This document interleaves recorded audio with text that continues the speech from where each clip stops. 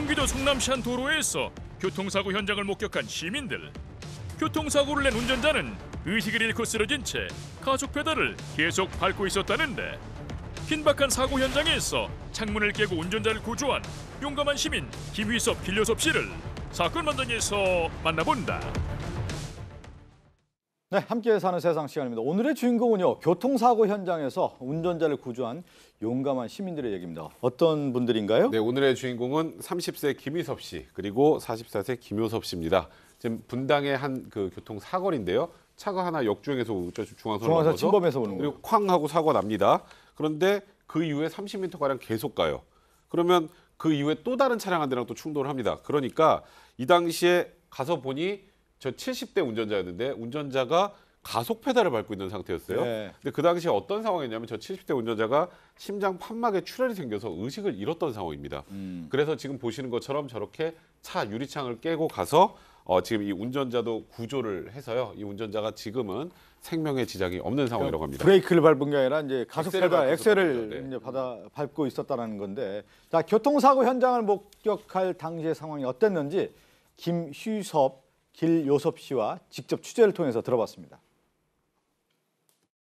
어머님 병원 방문만 갔다가 돌아가던 길에 차가 계속 이상하게 중앙선을 넘어오니까 주의 깊게 보고 있었는데 1차 사고가 났는데 차가 멈추질 않았어요. 운전자가 차량을 정차를 시키고 이제 사고 처리를 하려고 할 거 아니에요. 그렇지가 않고 차가 계속 진행을 했고, 그때 1차 사고 당시에 운전자분을 보니까 핸들에서 양손이 내려져 있었고 고개가 밑을 보고 있었어요. 그 차가 역주행으로 가다 보면 이제 올라오던 차량들과 부딪힐 수도 있고, 만약에 그 상태로 인도 쪽으로 갔다고 하면 걸어가시는 시민들을 향해서 갔을 거라고 생각을 했고 119에 신고를 하면서 뛰어갔죠. 저는 그날 보행자 신호를 기다리고 있었는데요. 갑자기 쾅하는 소리와 함께 그 소리를 듣고 이렇게 봤는데 가해 차량이 그 악셀을 밟고 계셨나 봐요. 연기가 앞바퀴 쪽에서 계속 올라오더라고요. 그래서 그거 보고서 좀 상황이 위험하다, 위급하다라는 생각이 들어서 그쪽으로 달려갔죠.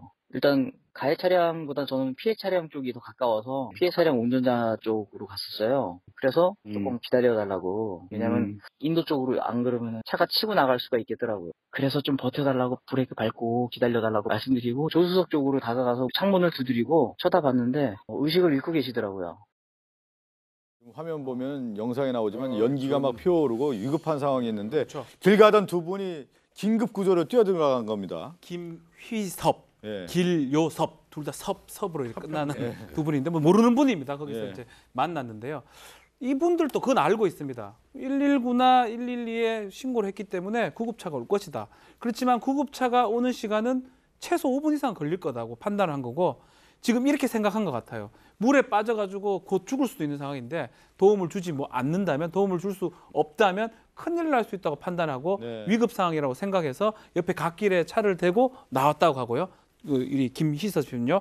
길요섭 씨도 마찬가지로 이 5분 정도 기다려서는 안 되겠다 생각해서 내가 이것을 해결해야 되겠다 이렇게 예. 생각한 것 같습니다. 그러니까 70대 운전자가 의식을 잃은 상황이었고, 처음에 또 차 한 대와 부딪혔고 그 이후에 또 부딪힌 상황이었고, 가속 페달을 밟고 있는 상황이기 때문에 이 차가 또 인도로 갈 수도 있고 연기가 피어오르는 상황이기 때문에 상당히 위급한 상황이었단 말이죠. 또 다른 피해로 이어질 수 있었던 거죠. 앞에 있는 상황이 지금 계속해서 가속페달 밟고 있는 상황이거든요. 그러니까요. 연기가 올라온 상황이고, 네. 기억할지 모르겠지만 김지혁 씨 사건이 있었습니다.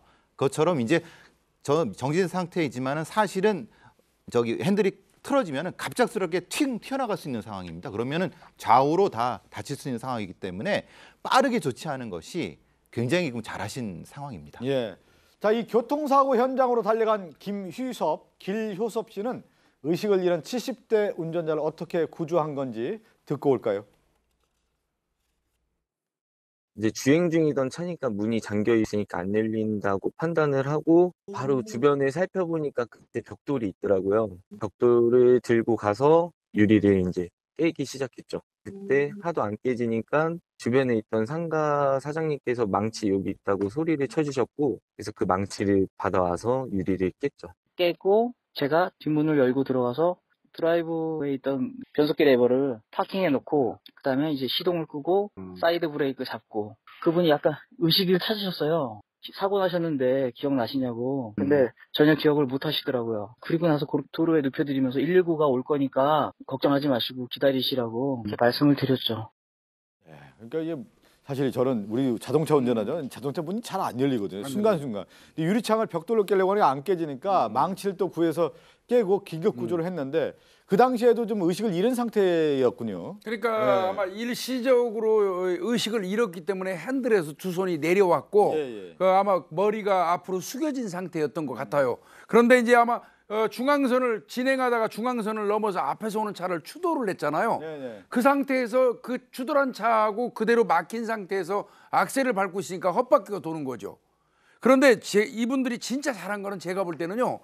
저렇게 벽돌로 깨가지고 응급조치한 것도 잘한 거지만 그 앞차 운전자한테 잠시 그대로 그냥 차가 더 이상 진행하지 못하게 우리가 그 핸들, 그 브레이크를 좀 잡을 때까지 그대로 있어달라고 얘기한 것도 진짜 잘한 겁니다. 지금 김휴섭 씨하고 김효섭 씨가 달려가서 저렇게 망치로 깨는 모습 보여드렸고 길효섭 씨도 같이 함께하는 모습을 저희가 보여드렸는데 또 하나 제일 중요한 게 이제 운전자의 어떤 상태를 확인하는 거고 그 이후에 또 조치가 되게 중요하잖아요. 네, 이제 주차 기어 딱 놓고 봤는데 그 피해자분하고 딱 눈을 봤더니 이제 의식이 조금 돌아오셨다는 거예요. 근데 이제 일어나고 싶어 하는데 이제 나오고 싶어 하시는데 혼자 힘으로 일어나오지를 못하시니까 이제 부축을 해서 딱 내려놓고 이제 도로에 눕혀놓고 119 오니까 괜찮다 안심을 먼저 시켰다고 합니다. 그러고 나서 119 와서 또 조치를 하고 그렇게까지 또 사고자분을 다독였다고 하십니다. 지금 이제 모자 쓴 분이 길요섭, 이게 이름이 섭섭으로 끝나다 보니까 섭씨 형제. 좀 혼란스러울 때도 있는데 모자 쓴 분은 길요섭 씨고 망치로 좀 깨고 있는 분이 김휘섭 씨인데 근데 이 차량 저렇게 갑자기 깨다 보면 다칠 수도 있거든요. 그러니까 망치로 이렇게 저 차 유리를 깨거나 손을 보니까 하얀 살들이 이렇게 벌어져가지고 이제 피가 굉장히 많이 났었다고 합니다.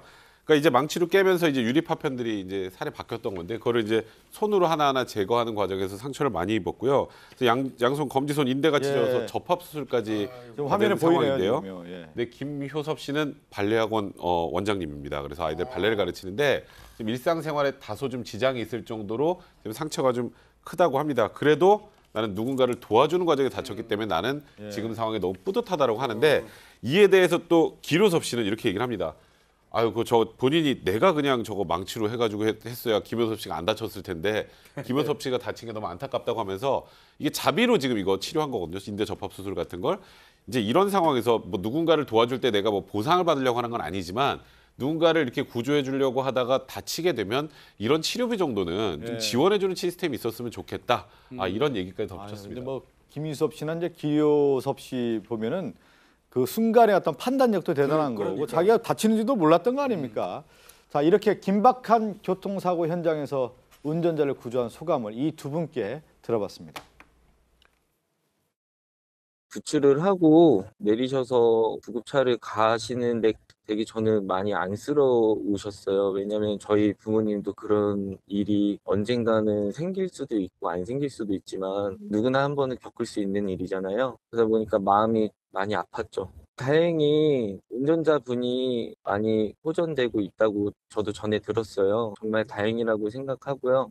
다른 사람이 그 자리에 있었더라도 제가 보기엔 다 그렇게 했을 겁니다. 뭐 제가 먼저 봤으니까 먼저 간 거일 뿐이지 그날 영상 보시면은 저 말고도 주변 상인들이나 지나가시는 분들이 저거 하시는 분들 많아요. 그래서 좀 부끄럽더라고요. 이렇게 상을 또 받게 된 것도 다 도와주셨는데 뭐 앞으로 열심히 살으라는 뜻으로 생각하겠습니다.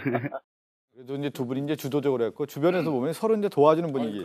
특히 이렇게 또 이런 소식이 알려지면 이제 가족들의 반응이 제일 궁금한데 가족들은 뭐라고 했습니까? 김휘서 씨 이제 지금 손을 좀 다쳤잖아요. 발레가 손이 필요한지는 제가 잘 모르겠는데 그래도 이 손 다친다 그러면 어머님이 되게 걱정을 했답니다. 왜 다쳤냐고 했는데 알고 보니까 좋은 일 하다가 다쳤으니까 자랑스럽다고 얘기했고 가족들도 다쳤는 거에 대해서는 걱정을 했지만 이렇게 좋은 일하고 또 사람을 구하기 위해서 다쳤기 예. 때문에 본인도 가족들 생각하면 또 뿌듯하다고 이렇게 얘기를 하고 있습니다. 아, 저도 상도 봤는데 이게 보니까 이 두 분께는 시민경찰 2535 우리 동네 시민경찰 예. 제도가 있나 보죠? 경기 남부경찰청에서 이 공동체 치안을 위해서 만드는 제도거든요. 예. 근데 우리 사건 반장에서 1호 했어요. 그러네요. 기억나십니까? 저 지난 12일 날 광명에서 이 절도범 도망가는 거를 쫓아가서 헤드록으로 잡았던 예. 고등학생, 예, 그 축구 선수. 예.